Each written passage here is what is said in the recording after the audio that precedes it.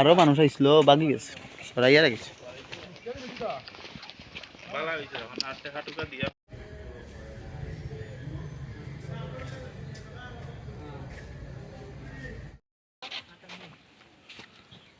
এক্সামের নাম কি দিদি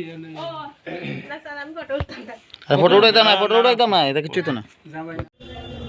আজকে আমরা একটা গোপন খবরের ভিত্তিতে পশ্চিম চন্দ্রপুরের এলাকাতে আমরা নাসির আলীর বাড়ির থেকে একজন বাংলাদেশি মহিলাকে ধরতে সক্ষম হয়েছি। ওনার সাথে একটা বাচ্চা আছে এবং আমাদের কাছে খবর ছিল আরও 4-5 জন লোক তার বাড়িতে ছিল। তো পুলিশ দেখা মাত্র আরও 4-5 জন লোক এখান থেকে বাঁচতে সক্ষম হয়েছে এবং পালিয়ে গেছে। তো আমরা আজকে যেহেতু মহিলা নাম নাজমা, ওর বাড়ি খুলনা, স্বীকার করেছে।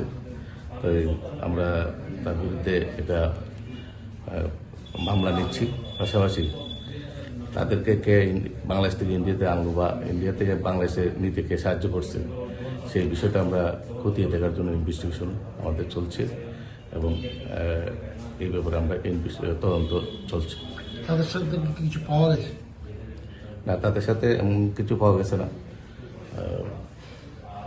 তদন্ত দেখা যাচ্ছে কেন তারা বাংলাদেশ থেকে ইন্ডিয়াতে আসলো বা ইন্ডিয়া থেকে কেন, মানে ইন্ডিয়াতে কতদিন ছিল বা ইন্ডিয়াতে কোথায় ছিল, এগুলো আমরা তদন্ত করে দেখছি। আমরা জানতে পারলাম তারা ট্রেনে করে আজ ধর্মনগরে এসেছিল।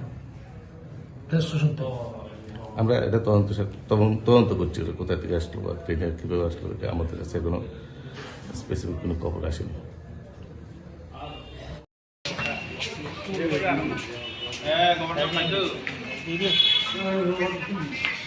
কি আর কি পার্টির কাজ